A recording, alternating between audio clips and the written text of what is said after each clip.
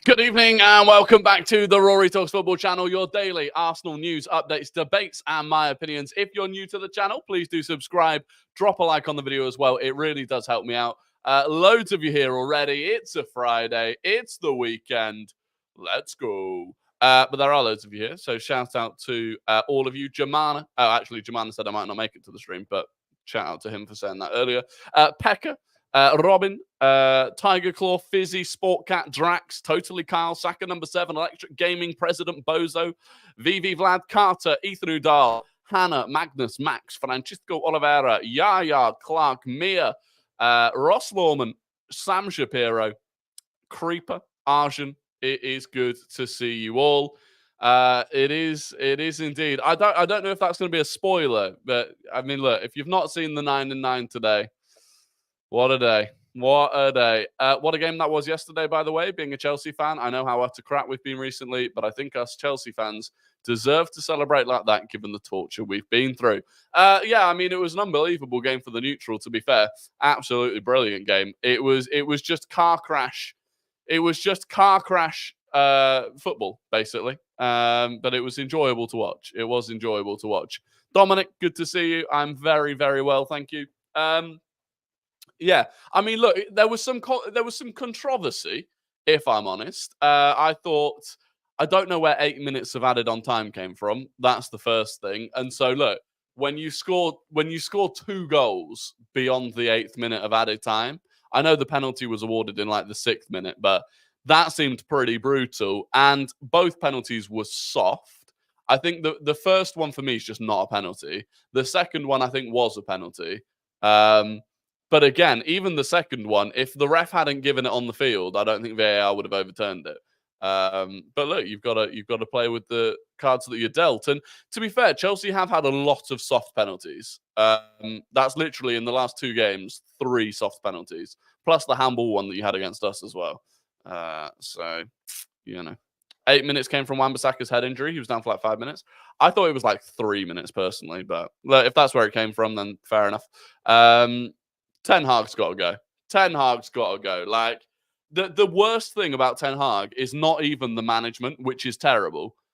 It's his reaction. Like, he comes out for once in his life, he didn't actually mention the Garnacho offside against Arsenal from flipping September. But, like, he came out after the game saying that they dominated Chelsea and that they dominated the game and stuff. It's like he's actually delusional. Like, beyond delusion. Like, not even United fans came out saying we dominated the game, and yet he's out there doing it. In my opinion, Saka left wing, Foden with Palmer right wing, with Kane up top is so lethal. Not even Southgate could prevent that attack from winning the Euros. Interesting. I did mention this today. I'd be interested in the idea of Palmer, Foden, and Saka behind Kane, with Bellingham playing a bit deeper alongside Rice. But who do you put on the left? Obviously, that's 3 left-footed players. It would have to be Saka or Palmer. I think I would actually go Palmer on the left. But Gunners, good to see you. Yeah, I think I'd go Palmer on the left. But either way, I'd like to see it tried. It's weird though. Like, people responded to that saying, "Oh, you can't put Bellingham as the 8. Bellingham has to be the 10 to get the best out of him." And I'm like, this is the first. Yes, he's having a very good season, but this is the first season Bellingham's played as a 10. Like, he doesn't actually need to. He doesn't actually have to play as the 10. And I think it's more important to keep Foden at the 10, which really is his best position. I don't think you lose that much by moving Bellingham back to the 8. And also, it's not like we have a huge amount of 8s to compete with. So that's what I would do. But I know this isn't football related, but did you see Littler win again? I did. Luke Littler won for the 2nd week in a row in the Premier League darts. He's a boy. He is some boy. But he was also literally like a minute before he came out on stage for the final. Obviously, he's a massive United fan. He was watching the United-Chelsea game. And like literally right before he was about to go out and play the final, he saw them concede the 2 final goals. To keep your head, to keep your head and go and win a final after that, I think that's very impressive. If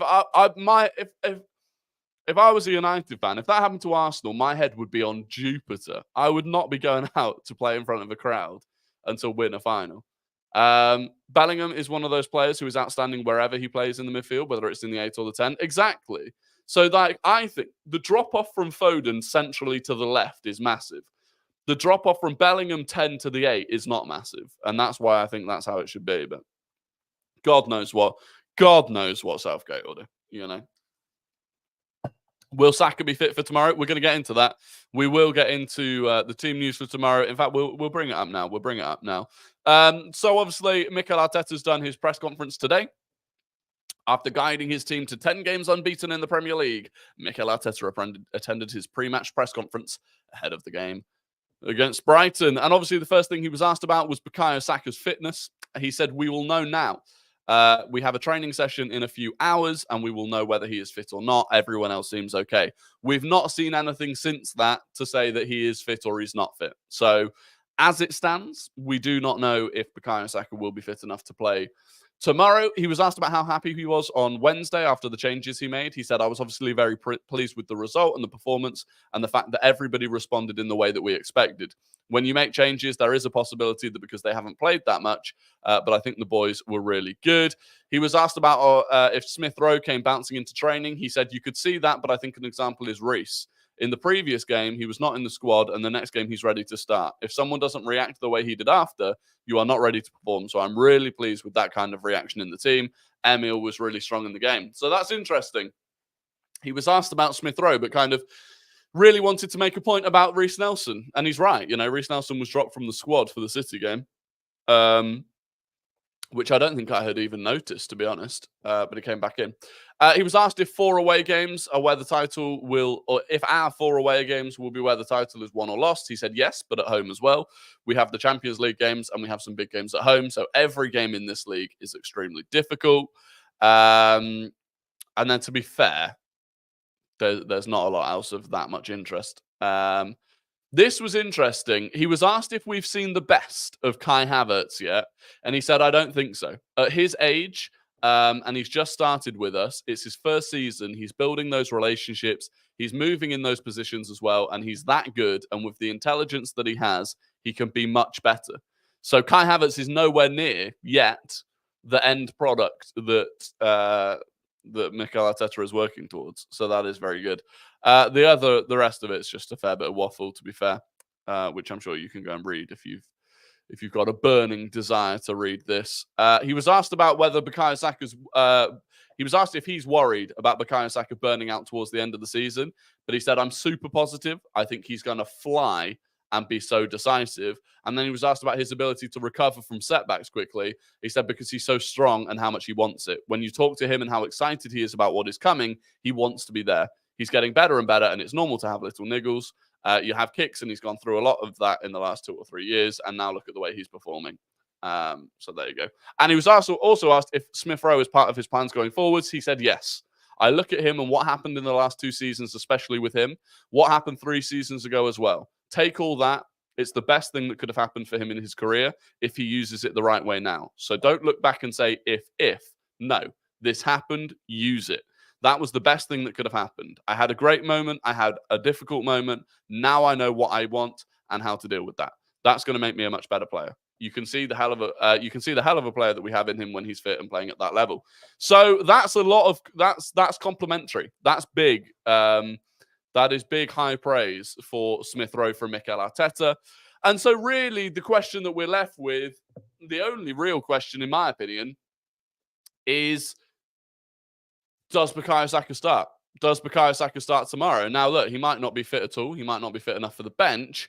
Was the confetti worth it for the 9 and 9?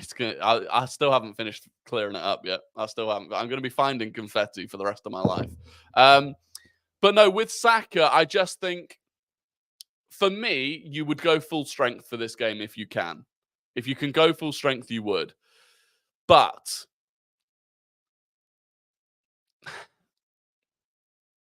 I just think rest him. I think rest him. Like, if you play him in this game and then he can't play against Bayern Munich at home, I just think it would be ridiculous. I think, fine, have him on the bench, but I don't know if starting him is the right idea. If it, like, you know, he wasn't fit enough for the bench on Wednesday. He hadn't been in training until today. So even if he's been in training today, it's like, is that enough? Is that enough? I don't know. Jesus on the right. Yeah, you could play Jesus on the right. You could play Trossard. I don't really like Trossard on the right. I'd probably play Jesus on the right, to be honest. I would probably play Jesus on the right. Did you see the Bayern injury announcement? Does it change your prediction if they're true? Yeah, so I'll bring that up, actually. I will bring up the supposed potential injuries for Bayern Munich ahead of the game. So, where are we looking here? In fact, actually, this is the easier way to do it. This is the easier way to do it. So, bad news for Bayern and good news for Arsenal before their Champions League game on Tuesday. Neuer, Sane, Koeman, Pavlovic, and Mazraoui are all out of their game in Heidenheim tomorrow. It is not clear how many, if any, will be available for the Arsenal game. Now, look, who knows? Who knows? Neuer is coming back from a bit of a long-term injury. I'm pretty sure Koeman came off the bench against Dortmund, but then now he's not going to be in the squad, so I'm not sure. Sane and Koeman both missing would be big. Like, Sane and Koeman both missing would be big for us, truthfully. Neuer is a big loss as well. So we'll see. I wouldn't be surprised if all of them play. I wouldn't be surprised if this is mind games from Tuchel. He's already given up on the Bundesliga, so he can afford to rest them in the Bundesliga game. But we'll see. We will see. I think if all of them are missing, it's huge for us. Gnabry will probably have to start. We will be there. Yeah, Gnabry coming back to the Emirates. But yeah, we'll see. We'll see. It's one of them. You've got to focus on yourselves. You know, you've got to focus on yourselves. Yes, it would be beneficial if those players didn't play, but if we have to beat their full strength team, we've got to beat their full strength team. Do you think Ødegaard should play on the left more? I'm pretty happy with him on the right. I think he's really locked down that position. And I think the link-up that Ødegaard, Ben White, and usually Bukayo Saka have is unbelievable. Like, the link-up play, and even, really, without Saka on Wednesday, I still thought that was the really solid side. So, no, I like him on the right-hand side. Ross Lawman says Havertz will 100% play on the right wing at some point in some games moving forward, and I can't wait for it. 1-2 link up, and he'll run into the box and head home the cross. Yeah, I think that's what I'm saying. You've got Ødegaard on the right-hand side. The link up between Jesus, White, and Ødegaard, if they're given a bit of time to put it together, will be massive as well. So, Brighton have only lost twice at home all season in all comps. Our record there is questionable too. There is a potential banana skin, but we should be winning it. Yeah, exactly. I think it's a possible banana skin. I do think it's a possible banana skin. Like, I know they've not been at their best this season. We beat them relatively comfortably at home. They've got their own injury concerns. But we should be beating them, really. We should be beating them, really. And in fact, we will... In fact, I'll bring up the Brighton injuries as well, because they've got a few of them. They've got a few injuries themselves, I believe. Where is it?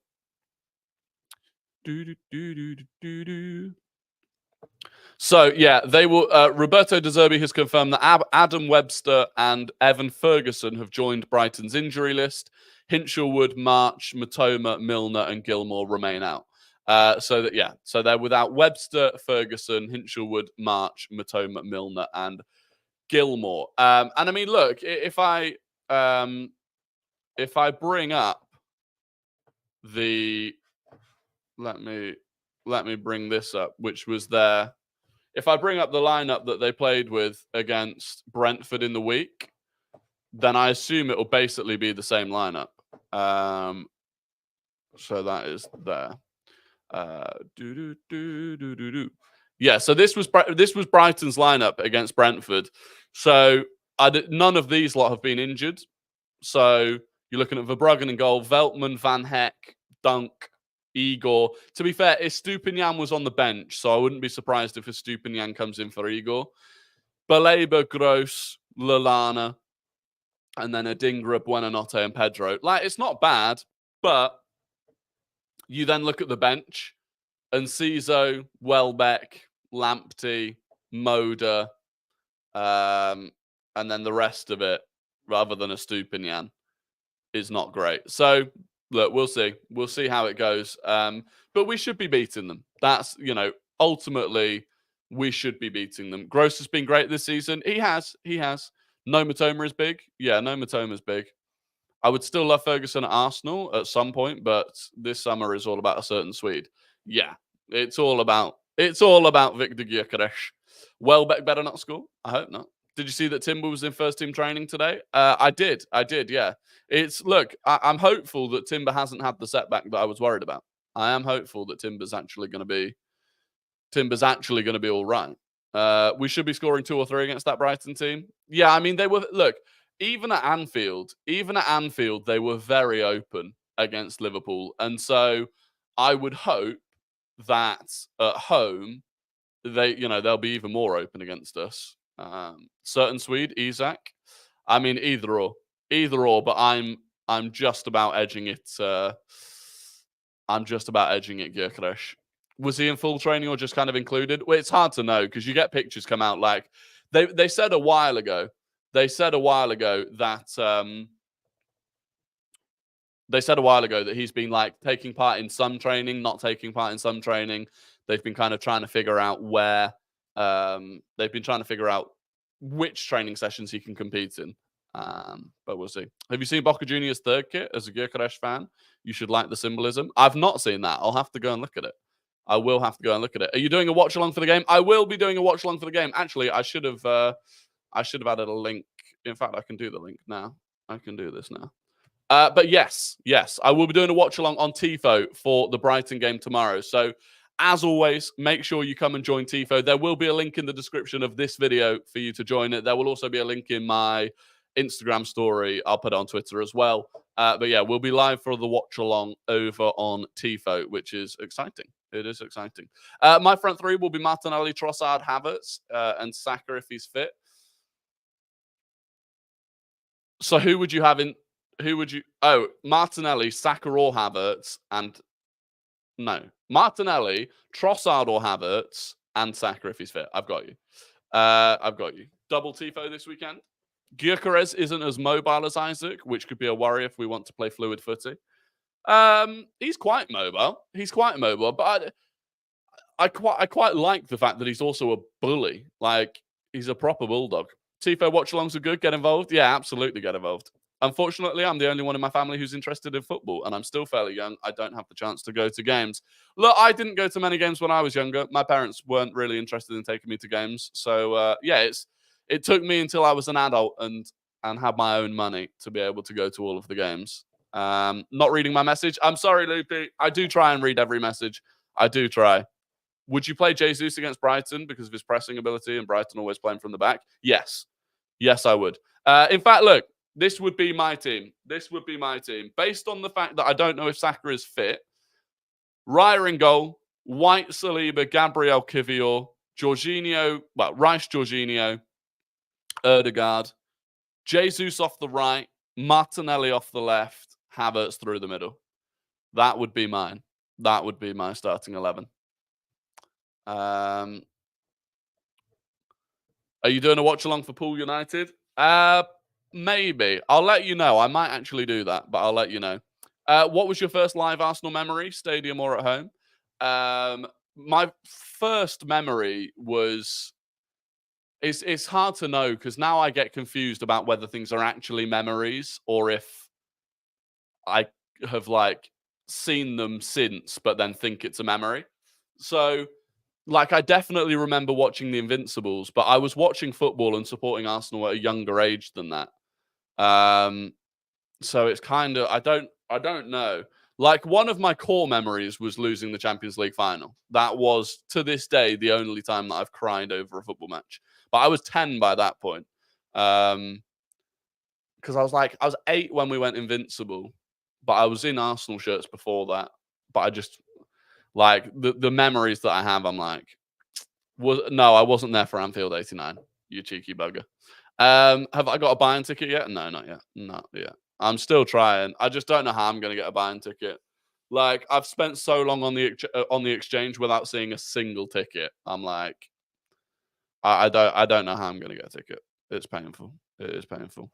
It feels like the media will never consider us favourites with Pep at City. I don't mind that. Do you know what? I really do not mind being the underdog. Did you cry at Baku? No. To be honest, Baku, I was at university and I was absolutely fucking steaming that night. We went out to watch it, and I think by the end of the game I was, yeah, it was that was a messy one. But I wasn't crying. Anfield 89 is taking the piss. Yeah, that was rude. That was rude.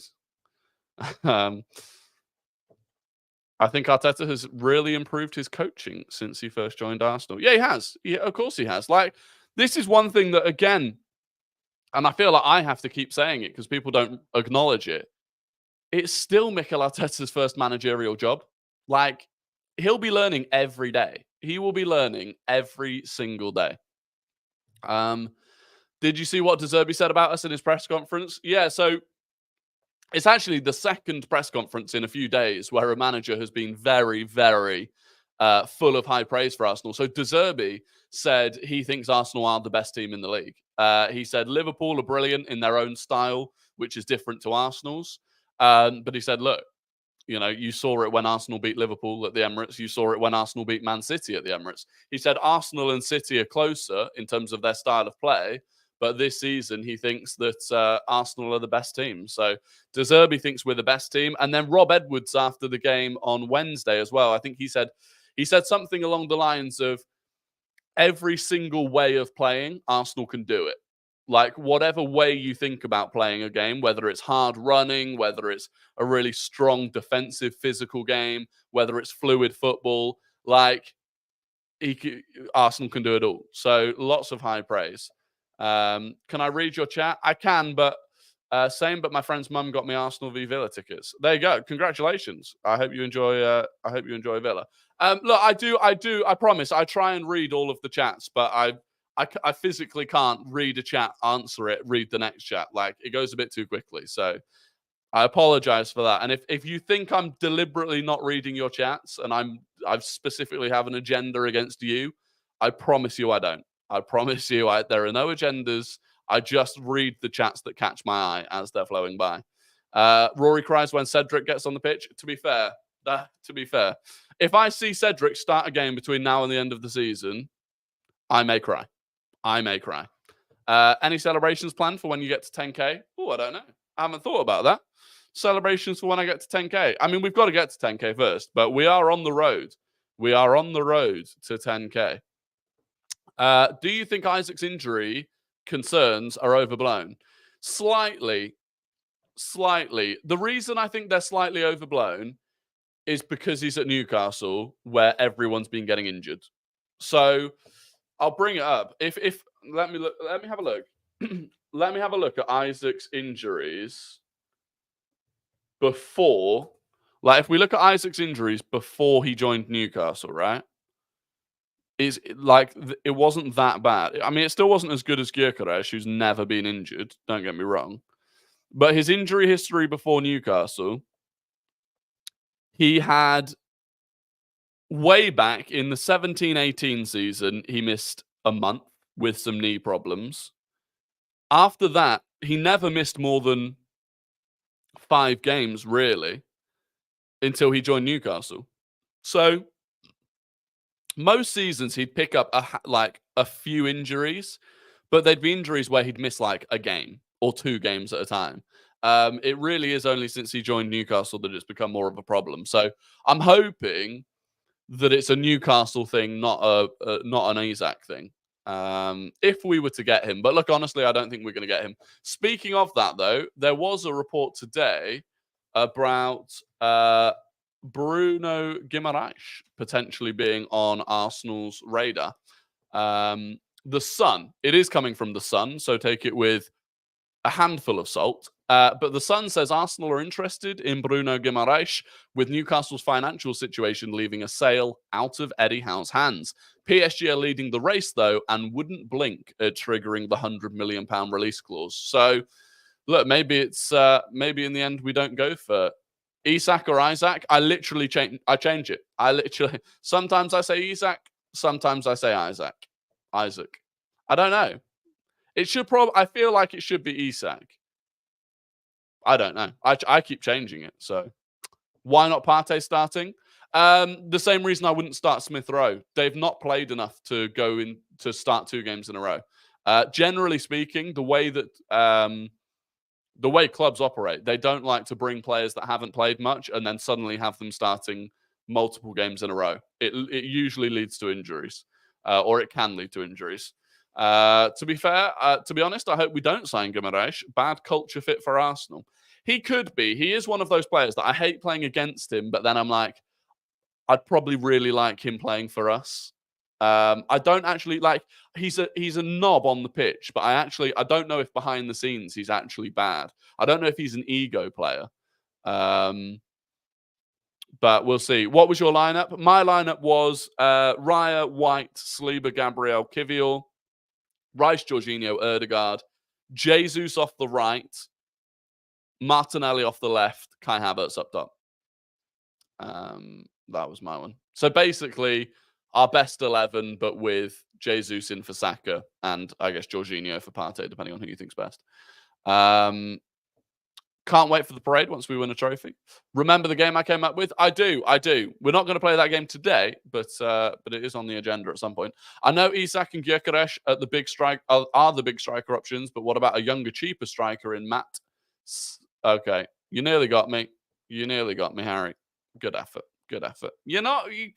You've got to wake up pretty early to get past this guy.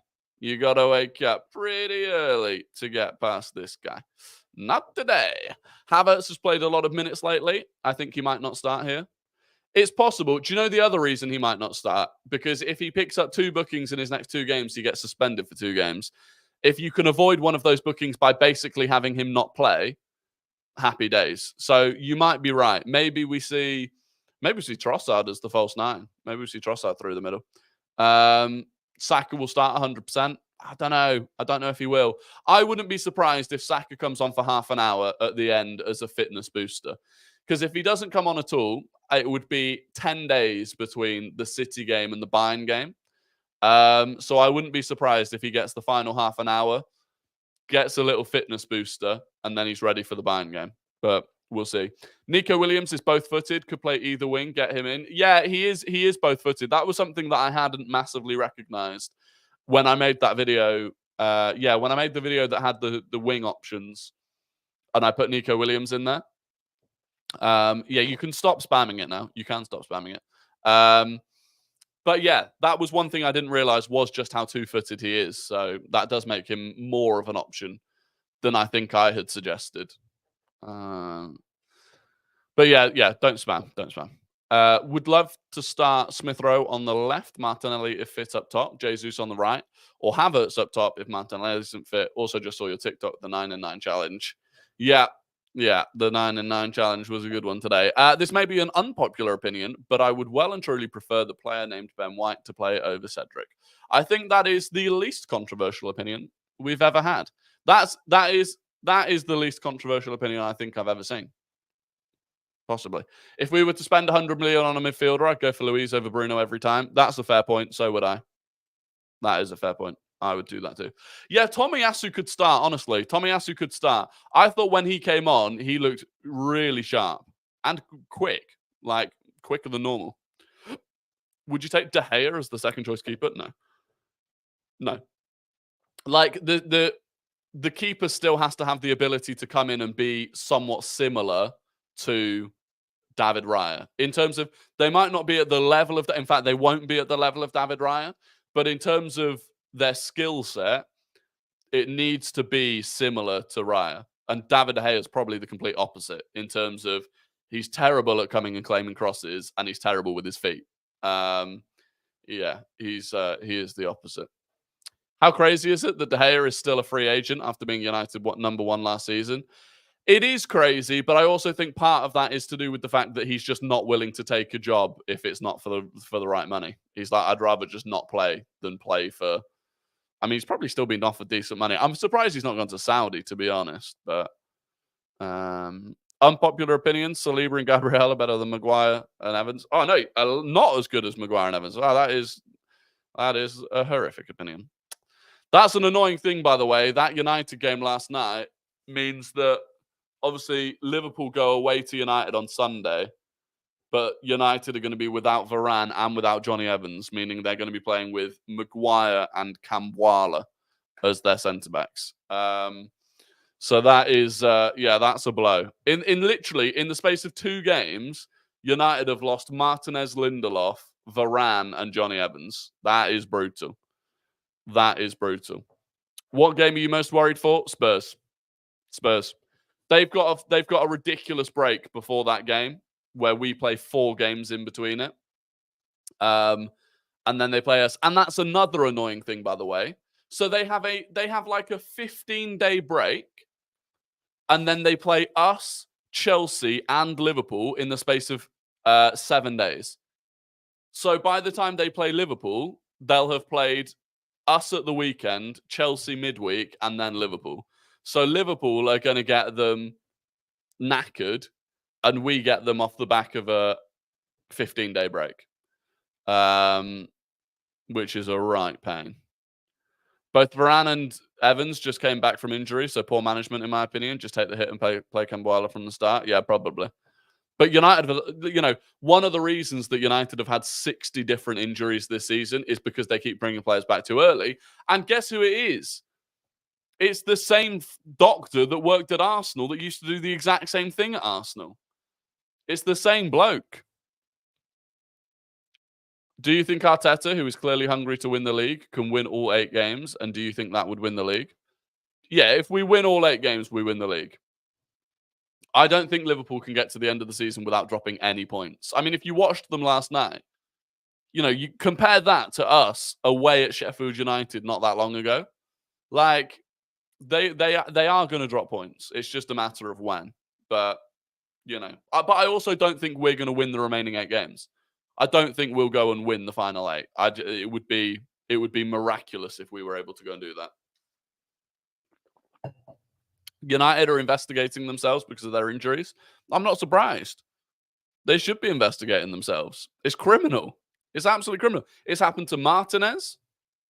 It happened to who else did it happen to? Mason Mount it happened to. I mean, Malasia's just disappeared off the face of the earth. It happened to Luke Shaw. It's been shocking. Signing of the season for you? Arsenal or overall? Arsenal or in general? Let me know. Do you agree Ødegaard is the most attractive member of our squad? Ben White is a close second, but ever since Xhaka left, Ødegaard has taken the crown. If I was to put my homosexual hat on,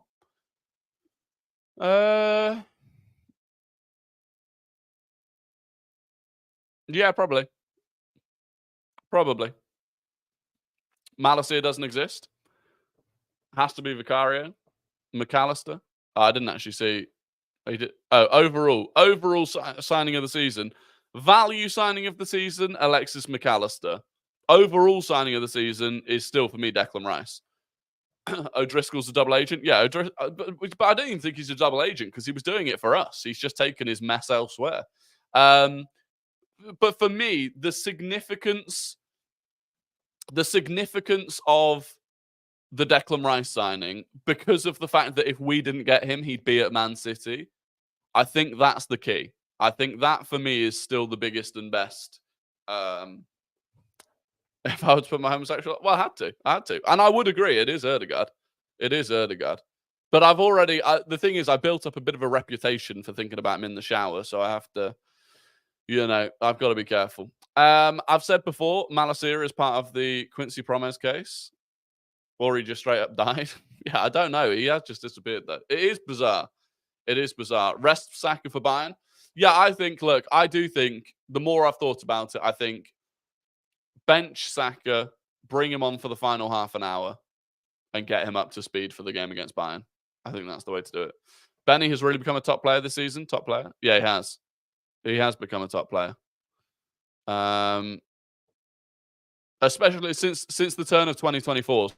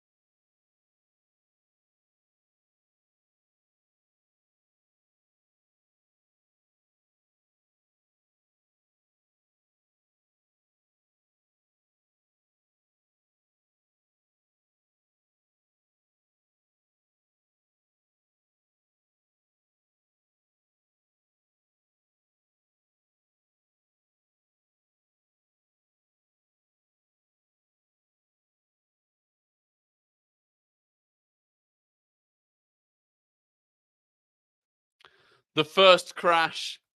That was an actual crash. That was a blue screen crash. I can't believe it. That was blue screen. We might have to prioritize the PC over the camera. We might have to prioritize the PC over the camera. Oh, I was so certain that we'd put these issues behind us. But we've not. Hopefully that's just a random one. Hopefully that's just a random one-off. And and thank you for those of you that stuck around. Thank you for those of you that have stayed. What even happens? What even causes the crash? No idea. Literally, it's not like the PC begins moving slowly. It's not like anything happens. I'm mid-flow and it just blue screen. An unexpected problem happened. 100% restart and it goes. But we've got $10 from Bermuda Guna. Thank you very much. I flew for 7 hours to watch the Porto game. I sat 5 rows up from the centre line, got tickets from Fan Pass, also attended United versus Everton at Old Trafford. Well, firstly, Bermuda Guna, thank you very, very much for the $10. Perfect timing, because that goes straight into the new PC fund. And I'm glad you made it to a game. I know for fans that live abroad, it can be so difficult to get to games. But, the Porto game, you got your money's worth for the Porto game. It was worth the travel. It was worth the travel. So congratulations. And hopefully you can come back to another game soon. Imagine Rice, Rodri, and Foden for City midfield in the next 10 years. It would be outrageous. It would be absolutely outrageous. Would you want Ben White to play, or is Tommy better fitted for the Brighton game? No, Ben White. Play Ben White. Play Ben White, but if you can, take him off with half an hour to go. Don't make him play the full 90, is what I would say. One of the worst things in football is the people who hate on fans who can't go to games. I agree. I don't understand it. Especially, for me, as someone who, as a child, couldn't go to games. Family couldn't afford it. Obviously, I was a child, so I couldn't afford it. Lived miles away. Going to an Arsenal game as a kid, it's a very expensive thing to do. But then, obviously, I've grown up, become an adult. Now I can afford to go to all of them. But the idea that I would then look down on people that can't go to the games, whether it's because they don't live close enough, because they can't afford it, for whatever reason, I can't wrap my head around the people that do that. It's, everyone supports in their own way. It's as simple as that. It is as simple as that. Support your local is really stupid. And that's exactly. And you know what? Sometimes I see Arsenal, because the thing is, right now, Arsenal is my local, but the local that I grew up with is no longer my local. If I only supported my local, which would have been Hereford FC, I'd now have to travel 4 hours to see my local if I just supported my local. Whereas my actual local would be, well, it's not Arsenal. That's not the closest. But now I live in London, and it's so now then what do you do? Unless you literally are born somewhere and stay in that exact place your whole life, your local changes. And also, sometimes I see Arsenal fans saying also, really hating on anyone that isn't from North London. And it's Arsenal wouldn't be the club that it is with the success that it has and everything else if only people that lived in North London supported the club. I don't understand it. I don't understand it, and I never will understand it, to be honest with you. Victor Gyökeres with the $2 super chat. I'm the only season ticket Arsenal need.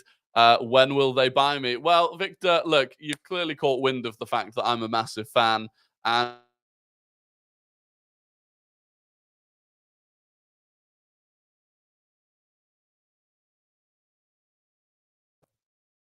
that was an internet issue. We are fighting on all fronts here. I'm fighting against the PC. I'm fighting against Virgin Internet, but we will plow on. We will plow on. That's not a crash. That's not a crash. Calm. It's a Friday. This feels like an OG stream. This does feel like an OG stream. Anyway, look, before we get another crash, it is time for Guess The Guna, the game where I give you 5 clues about an ex or current Arsenal player, and you have to guess who that player is in the chat. First person to get it right wins the immense pride and respect of the Rory Talks Football community. So get your guesses in the chat. Starting now. Clue number 1, this player is 42 years old. This player is 42 years old. Clue number 2, they were a UEFA Cup winner in 2008. They were a UEFA Cup winner in 2008. For those of you that are younger, that is the old version of the Europa League. Clue number 3, they scored 31 goals in 144 games for Arsenal. They scored 31 goals in 144 games for Arsenal. Clue number 4, they joined Arsenal in January 2009. They joined Arsenal in January 2009. And clue number 5, they made their senior debut for Zenit St. Petersburg. They made their senior debut for Zenit St. Petersburg. Let's see if I can get this right today without needing a VAR check. Let's see if I can do this without VAR. Right. Okay, I'm certain I have gone to the top. Lots of people saying Arteta, Rosicki, Perez, RVP, Cazorla, Lundberg. But the first person to get it right is... No. I confused myself then. The first person to get it right is... Jake! It's Jake with Andre Arshavin. That is the correct answer. Anshul was second. Ross Lorman was third. VV Vlad was fourth. And Magnus was fifth. So there you go. Congratulations to Jake, who has got it. That must be, I'm certain that's Jake's first ever win. No VAR needed. Jake has won it. Congratulations. Just confirm that is your first ever win. That is your first ever win. I'm certain it is, because I've never gone Jake before, unless you've changed your name. But congratulations. First win. That it's possible. For all of those who have never won Guess the Gooner, we had Ross Lorman in, we had VV Vlad in, but we had a brand new winner. So it is possible. It is possible. And now it's time for Guess the Non-Gooner, the game where I give you the entire career path of a player who does not and has not played for Arsenal, and you have to guess who that player is in the chat. First person to get it right wins the immense pride and respect of the Rory Talks Football community, but not as much pride and respect as Jake. So, guess the Non-Gooners started their career at Wolves. They started their career at Wolves. They went to Coventry. They went to Inter Milan, where they went on loan to Leeds. They then went permanently to Leeds. They went to Tottenham Hotspur, Liverpool, Tottenham Hotspur again, on loan to Celtic, on loan to West Ham, LA Galaxy, Aston Villa on loan, LA Galaxy again, and then ATK. So all of that again, Wolves, Coventry, Inter Milan, Leeds on loan, Leeds permanently, Tottenham, Liverpool, Tottenham again, Celtic on loan, West Ham on loan, LA Galaxy permanently, Aston Villa on loan, and then ATK. Lots of you have now got it. What a career, by the way. What a career. And the first person to get it right was... It was Sam Shapiro. It was Sam Shapiro. And it is indeed Robbie Keane. James Salder was second. James Salder was second because he also put Kane, but could have been Keane. Saka number 7 was third. Jake was fourth. What a day for him. And VV Vlad was fifth. So there you go. Robbie Keane was the answer. I'm fondly keen of Rory's content. Well, thank you for being fondly keen of my content. Sensational pun. Geltech missed most of the stream, but I'm always catching up. My new favorite YouTuber, Geltech. I appreciate it. And this is a good time, as always, to shout out those of you that watch the video back after the live stream. I do appreciate all of you that watch it back afterwards. You're legends. And we may as well get it in. If you could drop a like on the video whilst you're here, if you're watching live or on the watch back, please do drop a like. It helps spread the Rory Talks Football community to the wider reaches of YouTube. Devin, $1.99 super chat. Thank you very, very much. He says, doing my part to stop the crashes. I massively appreciate it. I really do. I'm also very much hoping that is not going to be a common thing, the crashes. Casper, good to see you. The streams are going very well. Thank you, Casper. We've been flying recently. Absolutely flying. Devastated it wasn't Gyökeres. Listen, I can't make it too easy. And people started understanding the way this little mind works, where guess the non-gooner was just consistently someone who was in the news that day, which wasn't many people.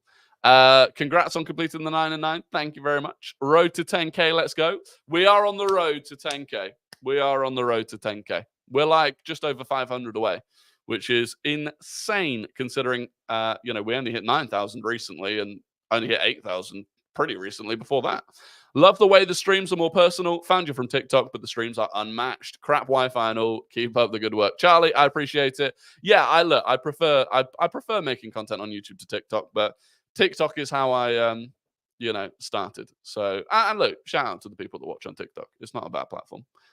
Nothing will ever be bad as Twitter. Also, big thanks to AFC Max for the membership. Yeah, if Max, you're not here now, but if you're watching this back, as always, everyone appreciates you. All of the green names in the chat, bar a few who have made their own, appreciate AFC Max. Before you could wake up late to get one over on Rory, now you've got to wake up early. Yeah, you've got to wake up pretty damn early to beat me these days. Don't tell me a 10 and 10 is inbound. Oh, yes. It's not going to be, the 10 and 10 isn't going to be straight away. I'm going to have a little breather. But when the 10 and 10 starts, by the way, there are still going to be challenges in between that. But when the 10 and 10 starts, oh, it's going to be mental. It is going to be mental, chicken oriental. I'll tell you now. Forfeits. There's going to be forfeits at every milestone that we hit. It's going to be savage. It is going to be savage. The category I'm adding, oh, it's going to be mental. Just joined and going back to the beginning to catch up. Evening all. Simon, good to see you when you get back to this point. Hyper Protagonist is a new member. Hyper Protagonist, what a legend. Welcome to the members club, Hyper Protagonist. Welcome to the Rory Talks Football membership community. I really need a better name than that. But shout out to Hyper Protagonist. He's got the green name now as well. Imagine 10 and 10 gets done first try. 10 and 10 could go on for over a year. Like, not even joking, 10 and 10 could go on for over a year. Rory in a Spurs shirt as a forfeit, better not happen. No. Look, the forfeits, by the way, there are going to be some forfeits that, like, objectively are worse than wearing a Spurs shirt, but they're not as bad because I'd rather, than wear a Spurs shirt. But, yeah, it's, by the way, this thing, severely worse than I thought it was going to be in terms of the chaos that it caused. The YouTube community needs a cool name. Yeah, if anyone can think of a cool name, then let me know. That's not my thing. Is your badge a slightly lighter shade of blue? Is my badge a slightly lighter shade of blue? I'm not sure. Which badge? Which badge, Casper? I realized I couldn't find the join button on the YouTube iOS app. How crap is Apple? Oh, I didn't know that was a thing, to be fair. I didn't know that was a thing. How are you feeling for tomorrow's game? I'm quite confident. I'm quietly confident about tomorrow. Look, I do think it's a potential banana skin. But I'm confident. I think we'll get the job done. Rory's Rascals. Yeah, I don't think we'll go for that one, Max, but good effort. True Gooners. Yeah, but I think it needs to be something that's like me. Something that's to do with me. That's really egotistical. Make it about me. It's all about me. But no, it probably does need to be something Tifo community remains unmatched. The Tifo community is also about. To be fair, though, the Tifo community is basically just it's the YouTube community, but the people that are even more committed to the community. Have you seen Sammy Mockbell regarding White and his injury check? It seems like it may be risky playing him as much. Not entirely. I'm not sure I've seen that. Let me have a look at it. Hyper protagonist. It is not going to be Oil Me Up Daddy's fan club. That's criminal. That is criminal. It is not going to be Oil Me Up Daddy's fan club. That's outrageous. It is not that. Honestly, that is outrageous. The real and misunderstood Ben White. Illness, the doubts, the loyalty, becoming an unlikely leader, Beelzebul and England. Ben White is putting his body on the line, playing with a knee problem that will require closer examination in the summer. His threshold for pain has stunned those at Arsenal's London colony. So there you go. Ben White is playing with a significant injury. Yeah. I'll read more about that. I'll probably make a TikTok about that in a little bit. You're never going to live that down? I don't know what you mean. Rory's restarts. Yeah, to be fair, the way it goes. No, he doesn't. He is not cooking anything. He's cooking salmonella with that. Yeah, I'll read that full exclusive with Ben White off stream. Rory Delads. Possibly. I'll be honest, I don't think we've struck gold here yet. White could lose a leg and still play it? Yeah, it sounds like it. I don't know what we're going to go for. Have you done a predicted lineup already for tomorrow? Yeah, well, I've done my lineup. My lineup would be Raya, White, Saliba, Gabriel, Kivior, Rice, Jorginho, Erdegaard, Jesus off the right, Martinelli off the left, and Havertz through the middle. Did you imagine Mikel staying as long as the Arsenal manager for as long as he has? No, not originally. Well, kind of. I felt like we would at some point have a much longer term manager again, more like Wenger. It just needed to be the right one. With last night's result, who do you think is going to finish in the Europe spots? I think Chelsea will. I think it'll be Villa and Spurs 4th and 5th. So that'll be Champions League. And then it'll be... You know what? I've actually got a feeling Chelsea end up finishing 6th, you know? They're really not far off it if they win their games in hand. I got a feeling they finish 6th. United 7th. West Ham 8th is what I would go for. Rory's top Reds. That's not bad. It's not offensive. Do you think we'll see Ramsdale before the end of the season? No, I don't. Not unless Raya gets injured or suspended. This injury, this SAKA injury, shows our need for a backup. Yeah, exactly. It really does. AFC Max's friends. Yeah, AFC Max's. I don't know. Something. Do you see us having a big summer in terms of plenty of incomings and outgoings? Yeah, I do. I think there will be a lot of outgoings and quite a few incomings. I think it's going to be a big summer. David Ornstein has mentioned a lot of times that it's going to be a big summer. Rory Foodie Group. Rory's Rizzlers. Rory's Rizzlers isn't bad, although I don't have much Riz. I like Red Members. I bet you like Red Members. I bet you do. Filth. The Riveting Adventures of Rory and His Dodgy PC. I mean, that's the nice title of a book. I don't know if people online are going to describe themselves as members of the Riveting Adventures of Rory and His Dodgy PC. But savory or sweet? Ooh, savory or sweet? I'd probably go savory, you know. No, but I do love... Oh, savory or sweet? What do I want right now? Right now, I'd go sweet. Right now, I would go sweet. But I am partial to savory snacks. Little chicken bites. To be honest, I smash fridge raiders. I do smash fridge raiders. What do you think about AFTV? I think they're ruining the fan base. I think they're bouncing back. I think AFTV are bouncing back. Obviously, I was on there a couple of times last year, so I'm not I'm not going to call them out. They're just different. You know, everyone's different. Everyone finds their place. And as it is, we have found our little place here on the internet that I quite like. Apple juice or orange juice? Apple juice. Apple juice. If we win the league, bring out the dancing lobsters. Savory for me. I have pretty much no sweet tooth at all. See, I do get a filthy sweet tooth.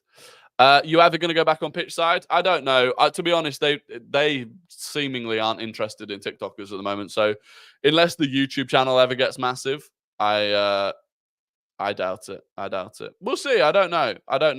I'm playing in a charity match with a few of them in June. So maybe we'll speak about it then. But how did you get on the breakdown show at Arsenal? The guy that runs it just messaged me on Twitter and asked if I wanted to be there. So that was a really good day actually, because I got to take my brother. Which was really nice because I'd not had the opportunity to do that before. So yeah, that was a good day. My dream is you on SDS, two of my favorite football creators. Maybe one day. I saw Alex was on it. I don't know if you know Alex from the Different Knock, but he was on there recently, and which was really cool to see. It was really cool to see him on there. Yeah, I was listening to the broadcast and I heard Rory. I was so confused. Yeah, I don't know how many people watched that broadcast, to be fair, but it was a cool career. I just read Ross Lawman's comment about a career. How is the foot tennis career going? I've not actually played in a while, to be fair. I've not played in a while. Alex was phenomenal on it. So level-headed. Yeah, exactly. He is very level-headed. We need a Rory, Jonathan Morley, and Goldbridge podcast. I don't know about... I could probably get Jonathan on. I could probably get... Here's an interesting thing, right? Would you... Because obviously I know a lot of channels do shows with multiple people on. Would you be interested in me bringing on other creators from other clubs? Not necessarily the sorts of creators that you normally see on YouTube, but more of the kind of TikTok-y creators. Like, would you be interested in a Jonathan Morley coming on the channel to talk about Liverpool? Would you be interested in, someone like Tiki Toka Mate, Tobes, coming on to talk about Chelsea? Yes. There you go. I think that's answered the question. Yeah, look, so, and that's the thing, right? Jonathan Morley is actually level-headed. So it would be, I would very much be going for people that are like me, in terms of level-headed, not good at, they might say some, borderline things, but more out of the kind of entertainment than just being completely deluded. Takes the channel to the next level. Anyone but, yeah, no, don't you worry about it. That's not going to happen. Yeah, not every show. Maybe like once a week. Maybe once a week we have a show that's like, maybe once a week we do a show that's a guest show. Young Kipper, when he wants to be, can actually speak quite normally. Don't get Lewis. Nah, Newcastle aren't big enough for me to get Lewis. But there you go. That seemed like a fairly unanimous decision that we'll do that. So I'll think about that. I'll start asking around and seeing if people are interested in it. They might all turn around and say no, and then we'll just stick with me and you. But who knows? Look, anyway, that is going to be the end of the live stream. It's been a good one. We've been going for an hour, including the crash. I appreciate all of you. I hope you have a fantastic evening. If you can, drop a like on the stream, on the video. Subscribe if you're new. I'm going to put the link to Tifo in the description of the video. If you don't see it there, it will be on my Instagram story. It will be on Twitter. And I will be live at 5 tomorrow on Tifo. So I'll be live half an hour before kickoff for that game on Tifo. But until then, have a fantastic evening. Have a brilliant weekend. And I will catch you all tomorrow. Goodbye.